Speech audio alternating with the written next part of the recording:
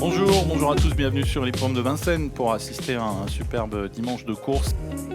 Bonjour Anthony. Salut Sébastien, bonjour à tous. C'est vrai que le programme est magnifique avec un critérium des 3 ans qui s'annonce finalement assez ouvert. Oui, plus ouvert qu'on aurait pu le penser il y a encore quelques mois où on pensait que Gotland serait le grand favori. Ce n'est plus le cas. Il est toujours le préféré, le plus joué, mais en effet, on n'est pas certain qu'il puisse gagner ce critérium, même s'il est assez fiable pour jouer un premier rôle. Gotland face à quelques-uns des représentants Garato et notamment la pouliche qui est sur la montante Gunia Datou.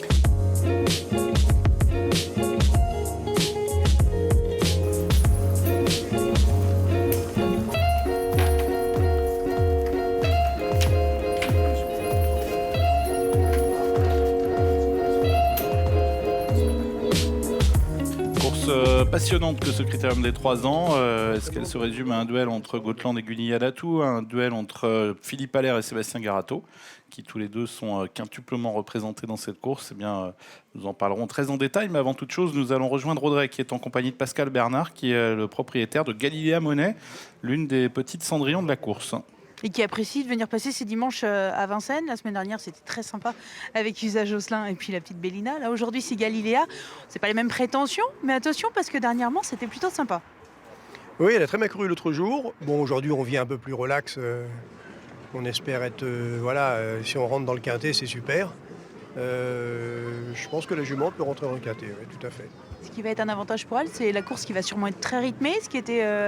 ça va lui permettre de courir caché. Pourquoi pas tracer une belle ligne droite. Oui, je pense que devant ça va envoyer un peu. Ils vont se battre un petit peu entre les Allaire et les Garato. Puis un petit peu aussi de Guillermo Sport. Je pense qu'il ne devrait pas être très loin. Après, il faut le bon parcours, le bon dos, mais on a le bon pilote. Alors, c'est plus pratique.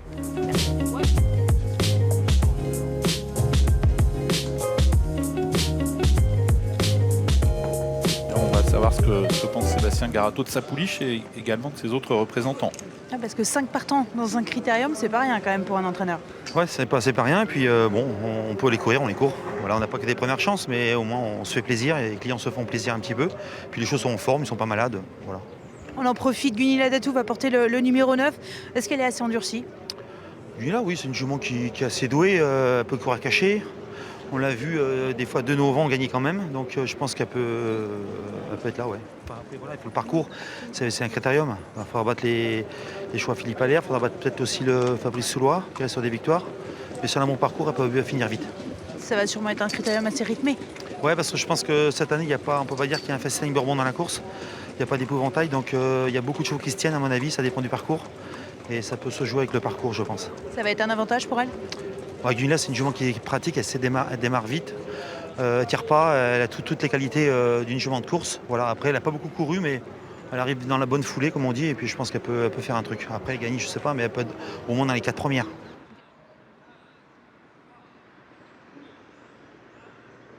C'est parti pour le critérium des 3 ans, édition 2019. Bon départ de Gotland tout en dehors. Très bon départ pour Golden Bridge, toujours aussi rapide dans sa mise en jambe. Faute de Gamble River, le numéro 6, qui était pourtant pas mal parti, alors que Guderipré se rapproche en dehors. Quand Écorde Galantway est là, très bien parti, assez franc dans sa mise en jambe, tout comme Gloria Dugoutier, qui s'immisce immédiatement dans le groupe de tête. Guillermo Sport a perdu pas mal de terrain, il est quasiment à 20 mètres des derniers. Alors que l'on a tenté de se rapprocher à l'extérieur avec Guderipré qui a hésité, semble-t-il, à un instant, et Franck Nivard qui s'est ravisé et qui a choisi de revenir dans le wagon de la deuxième épaisseur. Galantway et Général Duparc sont aux avant-postes côté corde, alors que l'on tente de se rapprocher avec Greengrass, le numéro 14, qui passe en revue ses adversaires. Et qui ramène Gotland, Eric Raffin qui a décidé de quitter l'arrière-garde à un moment où on va tout de même encore assez vite, une 12, une 13 au niveau du chrono. En bas de la descente, Greengrass qui va rejoindre Golden Bridge. Gotland qui a pu se recaler dans le sillage de Guderipré à mi-peloton, alors qu'on est désormais en pleine sous l'impulsion conjointe de Greengrass et à la corde Golden Bridge. Galantway qui est là, les Philippe Allaire sont aux avant-postes dans ce critérium des 3 ans,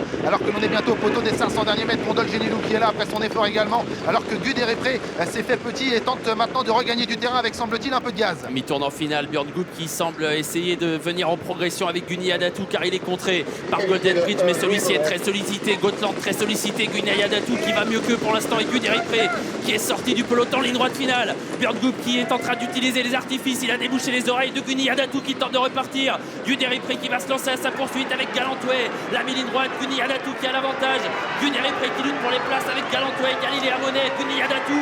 Guderipré pour la victoire, Gunia Datou, Guderipré qui refait du terrain. Gunia Datou qui tente de résister à Guderipré. Gunia Datou a certainement remporté le critérium. Fred, j'imagine que vous venez d'annoncer à Björn Goop qu'il a gagné. Oui, parce qu'il n'en était pas sûr, il vient de me poser la question. Björn, vous n'étiez pas sûr au passage du poteau? Non, c'est un peu... J'ai gardé les roues de le circuit entre nous et j'ai vu que peut-être je suis un petit avantage, mais quand même on n'est pas sûr. En tout cas, vous commencez à vous forger un sacré palmarès ici en France. Hein. Vous avez gagné FaceTime Bourbon l'année dernière et cette fois Gunia. Deuxième critérium des 3 ans pour vous en 2 ans. Oui, mais oui, c'est ça, mais quand même c'est toujours plus facile quand on drive pour des bons entraîneurs. Et moi, je suis très heureux d'avoir la possibilité de mener de temps en temps pour Garato parce que c'est impressionnant. Le travail est fait avec les chevaux. Moi, je fais que le dernier 5-10 minutes, mais tous les heures avant, tous les jours avant, c'est lui qui a fait le grand travail. Toujours la même joie de remporter ces classiques comme ça? Bah oui, parce qu'en fait, c'est des chevaux qu'on fabrique et puis après, il faut les gagner, les courses. Et puis là, on arrive à chaque fois pile poil avec ces chevaux-là pour gagner ces courses-là. Donc c'est super. Mais après, ils sont bien drivés, hein, il n'y a rien à dire. Après, moi, je fais que le boulot à la maison. Et puis c'est bien. Voilà. Mais c'est un tout maillon de la chaîne a son importance quand même. Ah, tout à fait, ouais. Après, si Björn, il a très bien mené. Après, on voit que dans la montée, dans le dernier virage, il tire sur la jument, sur le rein de sa jument pour pas tout envoyer. Et c'est ça qui le fait gagner, en fait. Si, admettons, on tombe sur un driver plus offensif, peut-être il lâche tout dans le dernier virage et puis on finit peut-être 3e. Donc, ouais, il a fait une grande drive aussi. Ça s'est joué d'un rien quand même, hein. Au passage du poteau, tout le monde était un petit peu dans l'expectative à savoir qui avait réussi à garder l'avantage. C'est en votre faveur aujourd'hui. Vous avez eu quelques doutes dans la phase finale ou pas? À mi-ligne droite, j'ai dit c'est bon, on va gagner de longueur. Et puis l'autre arrivé derrière. Et puis l'autre, c'est un super cheval. Il vient de gagner 3-4 fois d'affilée. Donc il est vraiment sur la montante. Et voilà. Mais après, bon, le poteau nous sauve. Donc c'est bien.